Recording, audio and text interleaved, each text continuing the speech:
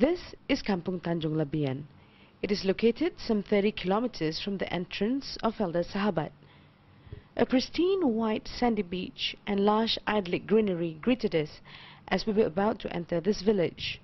However, what lied ahead of us as we turned right into Kampung Tanjung Batu was a sharp contrast to the view that we had just enjoyed. It seemed like a scene straight out of a movie where the townfolk had just cleared out, after the local sheriff had battled it out with some rogue gunslingers. We had been told by military intelligence sources that this area had been flushed of terrorists twice. This stretch was eerily deserted. Nothing moved except for dried leaves blown by the wind. This village bore witness to the Malaysian security forces' might. Terrorists being pounded by security forces in Kampung Tanduau had breached the cordon there and penetrated into Kampung Tanjung Labian and the adjacent Kampung Tanjung Batu on March 2nd.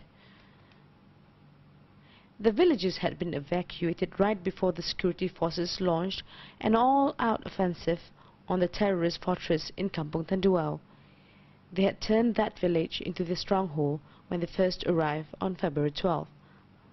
More than a week ago, as we made our rounds to source for stories, we had to make way for a long military convoy which eventually exited the main road into Kampung Tanjung Labian.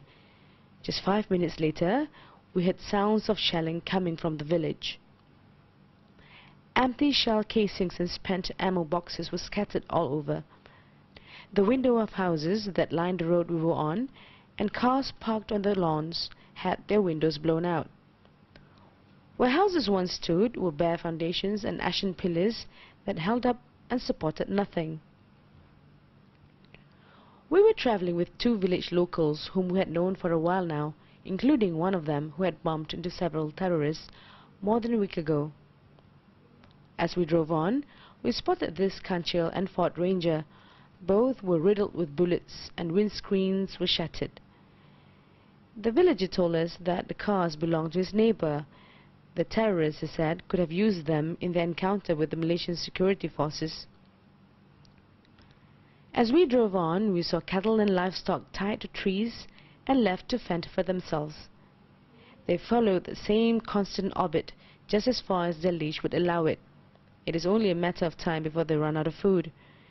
The patch of land they were on was devoid of grass and vegetation, grazed to extinction in the days following the clash. The doors to a grocery shop just after the entrance to the village that had been securely locked when the villagers left was wide open. There was nothing much left on the shelves, save for the non-edibles. The villager has informed the shop owner that he would pay for the items he took once this is all over. The terrorists must have planted it to stock up before going back into hiding until now. Having seen many houses being turned into smoking hulks of bombed-out shells, the villager with us was thankful that his was still intact. The systematic destruction of homes was part of the terrorist plan. They knew that security forces were using unmanned aerial vehicles, so they destroyed the homes so that the smoke would obscure the view of the sensors carried by the UAVs. As we slowed down for the villagers with us to have a good look at their properties and livestock, a man suddenly jumped out of the hedges.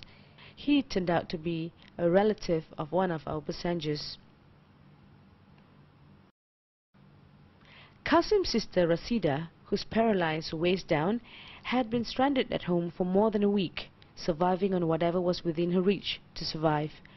Her relatives couldn't take her, as their escape route was not an easy one.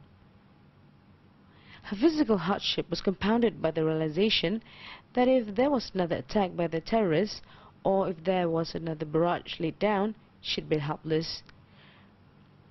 The nearest house to her, which was burnt down, was a scant 20 meters away. We stumbled upon this lady who's been left here since the whole village evacuated, and we're going to help carry her out of here. Should I move the car closer, Ras? Huh? I move the car closer? That's right.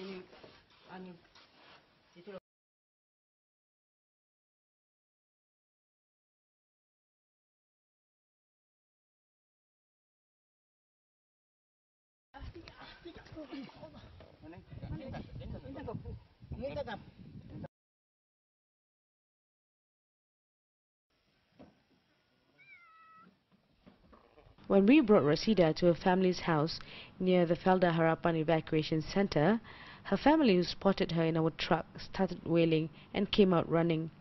They had given up on her for dead.